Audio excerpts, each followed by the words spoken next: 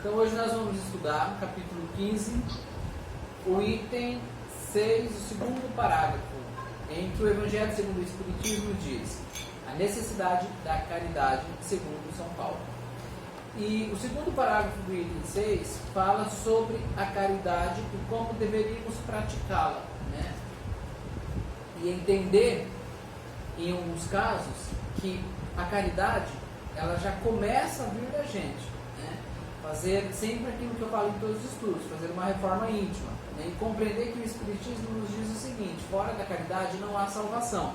Ou seja, ao contrário do que muitos dizem que fora de determinada igreja ou instituição você não tem salvação, o Espiritismo nos apresenta uma nova, né, maneira de enxergar, né, esse processo da salvação que tanto as pessoas dizem, e eles se colocam o quê? Fora da caridade não há salvação, muito pelo contrário. E eu lembro uma coisa bonita, que Chico Xavier dizia o seguinte, que se o Espiritismo dissesse fora do Espiritismo não há salvação, ele não seria espírita. E não, o Espiritismo diz que fora da caridade não há salvação. Portanto, é muito importante para os espíritas, né, compreender o sentido da caridade e o que ela pode nos trazer de benefício. E de benefício para o próximo também. E nós vamos entender também o sentido de salvação, né? Se a gente acredita e temos fé na presença de Jesus Cristo, né, nós sabemos então que Jesus, que veio como modelo, como exemplo, para nos mostrar o caminho realmente que nós temos para evoluir, para progredir. E que essa salvação, na realidade, ela já está intrínseca ao ser humano. O que nós precisamos é colocar em prática os ensinamentos de Cristo, as boas maneiras que Ele nos apresentou, né? Uma outra questão que vale a gente pensar, refletir, também é a seguinte: muitas pessoas ainda hoje no dia a dia falam que somos pessoas pecadoras, né? É claro que se a gente pegar o sentido real da palavra pecador, que significa erro, realmente a gente erra constantemente. Mas no sentido que é atribuído hoje como maneira de condenação, como maneira de coisas, como eu posso dizer, é como se fosse algo muito tenebroso quando a pessoa fala você é pecador, né? E algumas instituições religiosas elas utilizam dessa questão do pecado, né, como se fosse mesmo uma barganha de comércio para poder prender, né, a nossa fé. Quando na realidade, se nós realmente acreditamos em Jesus Cristo, eu acredito mesmo que Jesus morreu para a nossa salvação, e assim como morreu para o perdão dos nossos pecados, seria muito interessante a gente começar a refletir, então por que as religiões dizem que o pecado é original, que o pecado ainda existe? Se Cristo morreu para nos redimir dos pecados, se a gente pegar pela compreensão que nós temos de que não, eu acredito que Jesus morreu para a salvação dos nossos pecados, portanto, é irreal o que as religiões pregam quando diz que o pecado ainda é existente e que ele, né, é o que nos conduz ao caminho da malevolência, que pode nos levar para o inferno ou para o céu, se caso nós não cometermos. A gente compreende pelo Espiritismo que errar todo mundo erra, né, no sentido de pecado. Nós somos pessoas ainda com defeitos que precisamos adaptar e melhorar, né, para que a nossa evolução seja mais constante. No entanto, nós sabemos então que a salvação ela é intrínseca ao ser humano e que a fé que eu tenho em Jesus Cristo me dá embasamento e suporte para que eu realmente possa trazer isso para a minha vida e para a vida das pessoas. Portanto, eu sei que Jesus, como modelo e exemplo, veio para o planeta Terra não com o objetivo de dizer aniquilei toda a maldade, aniquilei todo o pecado, todo o erro que a humanidade cometeu. Mas eu vim até vocês apresentar a Boa Nova. E a Boa Nova é a expressão da caridade. É a maneira como nós se portamos para o próximo, para o convívio onde nós estamos inseridos. A Boa Nova que Cristo nos apresentou, nos mostrou e trouxe para nós como dádiva, como presente, né, é essa capacidade de a gente reconhecer que a fé que nós temos, né, ela já está inserida em nós desde quando nós fomos criados por Deus. Portanto, a caridade é que nos proporciona a salvação. Compreender realmente o que é caridade vai fazer com que a gente realmente entenda se nós estamos sendo salvos ou não. E esta salvação não é no sentido de, cara, eu não fui salvo e vou para o inferno. Não é nesse sentido. É no sentido de que nós vamos ter, sim, novas oportunidades, novas experiências reencarnatórias, para que a gente realmente sane esses defeitos, esses problemas que ainda a gente não conseguiu. Esta salvação que nós tanto almejamos é, na realidade, galgar mais um degrau no processo da evolução espiritual. Se eu evoluo mais um degrau, eu alcancei a salvação meritória, que era de direito meu, porque eu trabalhei para isso.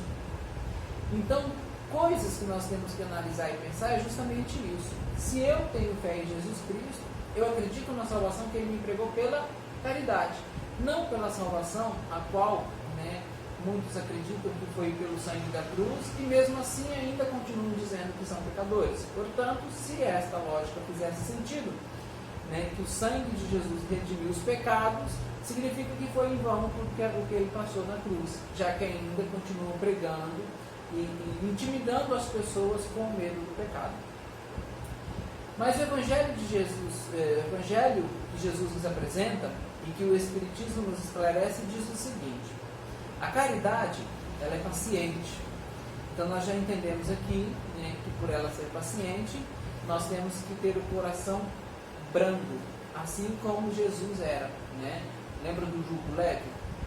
Seja bom e pacífico, para que realmente o nosso jugo seja mais tranquilo, seja mais aceitável por nós e que conseguimos assim de uma maneira passar aqui no plano terreno mais leve, e mais consciente de nossas responsabilidades. Quando eu afirmo que a caridade é paciente, significa que eu tenho que analisar a minha vida em todos os aspectos para realmente saber se eu estou tendo a paciência necessária para adquirir os conhecimentos da espiritualidade e os conhecimentos, advindo dos espíritos superiores, até mesmo de nosso Senhor Jesus Cristo. Ele diz que a caridade é branda e benfazeja. Olha que lindo. A caridade não é invejosa. Significa então, quando eu coloco em meu coração um ápice de inveja, ou até mesmo aquele ato mais simples que as pessoas dizem, eu estou com uma invejinha branca, na realidade nós não estamos sendo caridosos. Porque não existe a inveja branca, não existe a inveja negra, não existe a inveja rosa. Inveja é inveja em todos os aspectos, pronto e acabou. A inveja, ela cria um quesito de obsessão em relação a outra pessoa que faz com que sim, se ela não estiver preparada espiritualmente, ela possa sentir esse peso. É mais ou menos se eu tirasse o jugo que está sobre minhas costas e colocasse nas costas de uma pessoa que não tem conhecimento e não tem preparo para suportá-lo, ou não tem essa conexão muito efetivada com a espiritualidade, talvez por não compreender e não entender dessa maneira, talvez pela ignorância que nós já dissemos, que é a falta de conhecimento. Então, se eu tenho inveja, é como se eu pegasse todo aquele peso que está dentro do meu coração e colocasse sobre o outro próximo. E de uma maneira bem simples e discreta, nós estaríamos sim afetando a vida dessa outra pessoa, porque nós somos energias. Aquilo que nós pensamos, aquilo que nós falamos, ela emite uma onda energética que vai para o universo, que vai para o cosmos e que se entrelaça com os espíritos desencarnados e elas tendem a voltar para nós e para aqueles que a gente emitiu. Por isso que a prece, quando muito sincera, a validade dela auxilia muito na cura. E ele diz então que a caridade ela não pode ser invejosa. Então, quando formos caridosos, primeiro já temos que pensar: estou sendo invejoso? Se sim, eu preciso imediatamente reformular o meu pensamento, fazer uma análise mais crítica sobre quem eu sou e por que eu estou agindo dessa maneira. Fazer uma prece pedindo para que os espíritos obsessores, os espíritos que estão em nível um pouco mais menos evoluído, se afastem de mim naquele momento e que se aproximem os bons espíritos, até para que eu possa ter uma energia mais positiva e um pensamento mais nobre. Assim, consequentemente, os espíritos que se afastaram, eles também vão captar essa energia e vão aos poucos acendendo esta lâmpada mágica, esta lâmpada, como que eu posso dizer, até para que a gente possa entender melhor, essa lâmpada reluzente no sentido de ser uma luz muito nobre, né, muito mais nobre do que essa que nos ilumina, que toque o espírito deles, que toque os espíritos que estão em nível ainda de pouco conhecimento. Aí ele continua, não é nem temerária e precipitada, ou seja, a caridade ela não nos permite temer a Deus, ela não nos permite temer a espiritualidade. Aí eu tenho que ser caridoso para poder merecer o céu, para eu não ir para uma zona espiritual menos evoluída, para um campo espiritual mais grotesco. Então eu tenho que temer a espiritualidade, fazer exatamente o que pede. Não, isso já não é caridade. Isso já é uma imposição.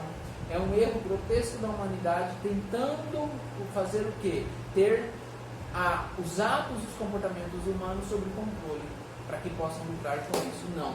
A caridade ela não é temerária, ela não pode temer. A caridade ela tem que propiciar o bem e o amor.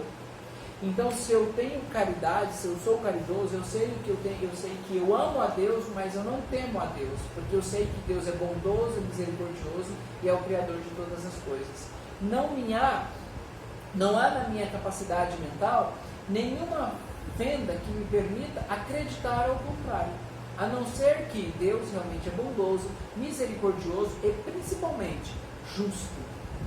Aí é que muitas pessoas confundem a justiça, né, como um ato de temer a Deus, porque nós recebemos aquilo de acordo ao que é justo ao nosso aprimoramento, à nossa evolução espiritual. A justiça de Deus, ela é muito sábia, ela é muito nobre e muito misericordiosa. Portanto, ela está sobre todos os seres humanos. Mas de acordo à nossa característica cultural, nós achamos que pode ser um ato de temor ou até mesmo, né, um ato de castigo. Não. A justiça de Deus ela é sempre bondosa. Precisamos então praticar a caridade em nossos corações para entender que aquilo que acontece comigo é um mérito meu e serve para a minha evolução. E ele diz também que a caridade ela não é precipitada, ou seja, ela é calma, ela é benevolente, ela é pacífica e ela é tranquila e paciente. Fazer a caridade para conosco e para com o próximo requer de sabedoria e discernimento. Porque nem sempre aquela mão que lhe dá todas as vezes, todos os dias, uma oferta financeira para alguém, significa um ato de caridade. Talvez essa mão se oferecesse um trabalho mais digno para que essa pessoa pudesse prosperar e crescer com os próprios esforços, se torna muito mais ato de caridade do que todo aquele dinheiro que você todos os dias administra. Ou sentar e ouvir o que está acontecendo, se passando na vida dessa pessoa. Talvez o que ela só precisa ser ouvida naquele momento, ela não precisa do dinheiro, nem de um alimento, apenas ter este contato mais humano com alguém. Então a caridade ela é muito paciente, sem pressa. A caridade ela não tem pressa de atingir o coração humano, porque ela já está inserida dentro dele. Tanto que ela tem paciência a ponto de, quando nós, na condição de espíritos encarnados, nos despertamos, que contemos ela dentro de nós somos tocados por ela e a gente consegue tocar o próximo. A caridade não se infla de orgulho, se ela é calma, tranquila, nem precipitada, se é benevolente, não é invejosa, ela também não permite o orgulho. Não é desdenhosa, não procura seus próprios interesses. A caridade não é desdenhosa. Eu acho isso muito profundo, porque tudo aquilo que a humanidade hoje, as pessoas fazem em prol ao próximo, elas levantam a bandeira, né, de uma maneira mostrando-se orgulhosas pelo que fez, e ele já pondera que a caridade não é orgulhosa, e segundo, às vezes, colocando a ridicularização daquele a que foi ajudado. Então, ou seja, é um processo de desdenho. Se eu faço a caridade e eu recebo o dom de externar a caridade que já está inserida dentro de mim, eu tenho que permanecer ela sempre pacífica dentro da minha condição a que eu estou inserido, para que realmente a outra pessoa não se sinta também ofendida e que eu também não me permita em momento algum desdenhar. Se eu permitir, a recomendação é: faça preces para que os bons espíritos se aproximem de nós, para tirar essa intenção de desdenho. A caridade não procura seus próprios interesses. não se aborrece e nem se irrita com coisa alguma. Olha que lindo.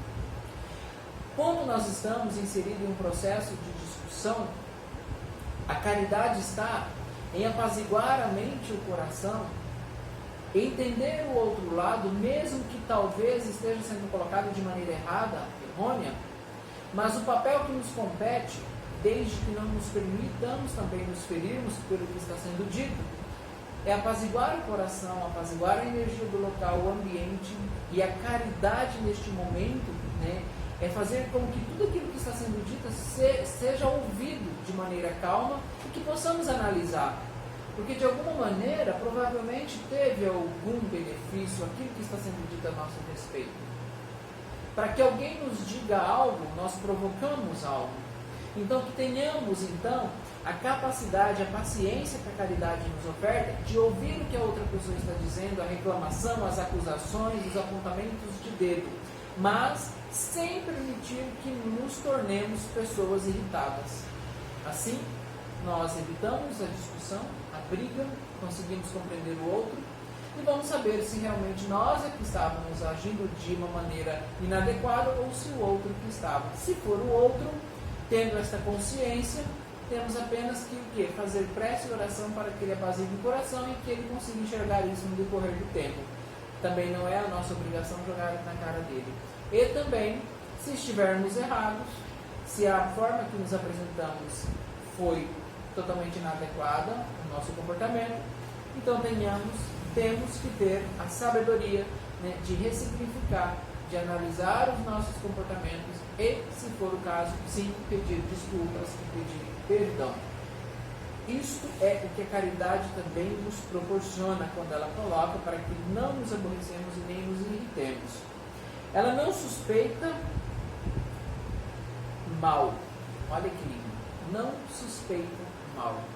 A caridade não nos eleva a ter pensamentos ou ilusões malignas, no sentido de más comportamentos, de pensamentos ruins, de pensamentos destrutivos em relação ao próximo, aquilo que nós desejamos para eles, ou em relação a nós, a quem nós realmente somos. Ela não suspeita mal, ela não nos permite, em hipótese alguma, né, que tenhamos essa brecha para pensar algum ato ilícito ou inadequado de filhos de Deus. Mas quais são os atos inadequados de filhos de Deus? Quando nós estamos em prece, nós conectamos a consciência, que é realmente o contato que nós temos com a espiritualidade. Aí sim nós saberemos se está sendo lícito ou ilícito. Todo e qualquer ser humano que passa pelas provas e expiações no planeta Terra sabe sim aquilo que é lícito e aquilo que não é lícito dentro de um comportamento espiritual, dentro de um comportamento humano e social, principalmente dentro das leis que regem o estado ou o país que ele está inserido.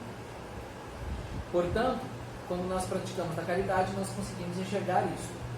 Não se rejubila com a injustiça, mas se alegra com a verdade.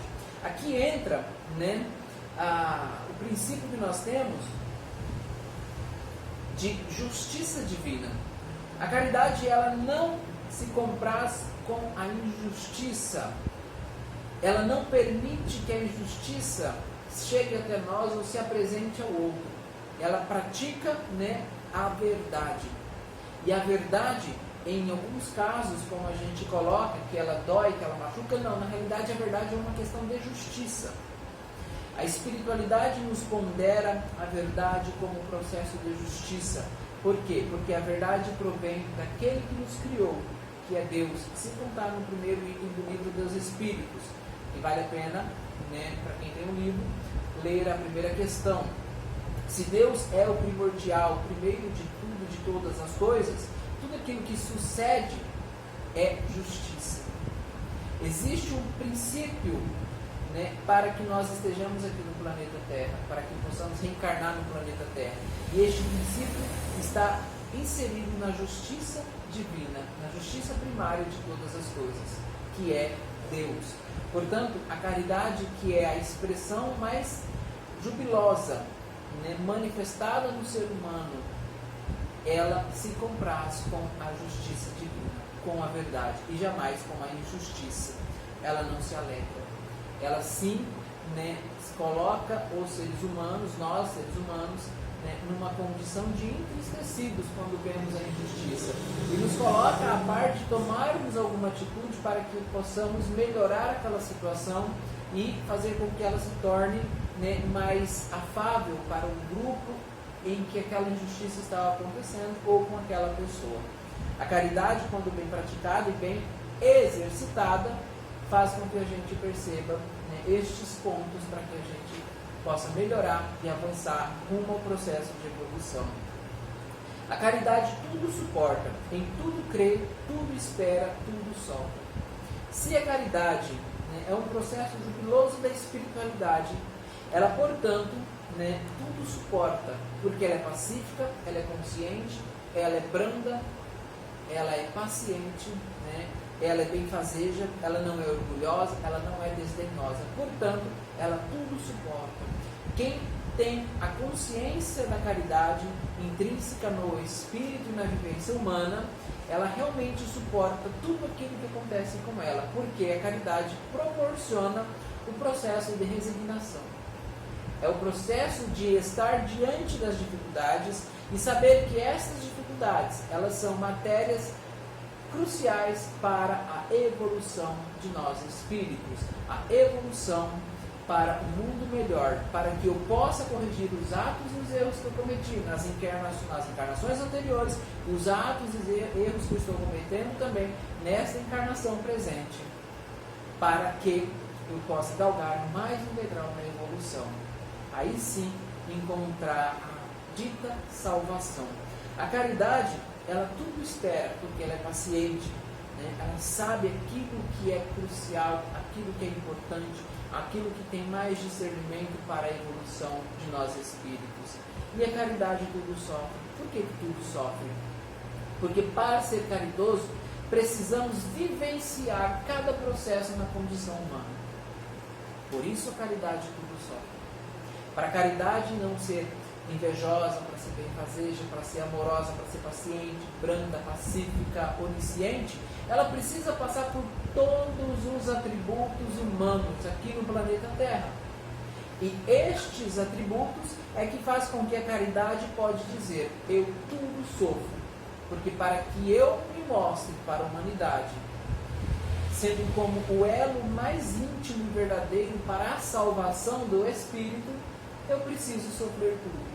Mas sofrer de maneira branda e pacífica, dando a nós, espíritos, a condição de evolução, a condição de realmente, né, regredirmos para a pátria amada, mais aptos a amar e melhores para aceitar as novas experiências que vamos ter na vivência humana, tanto no planeta Terra quanto em demais outros planetas, de acordo aos nossos merecimentos. Portanto, a caridade, ela é sempre paciente e benigna. Muito obrigado.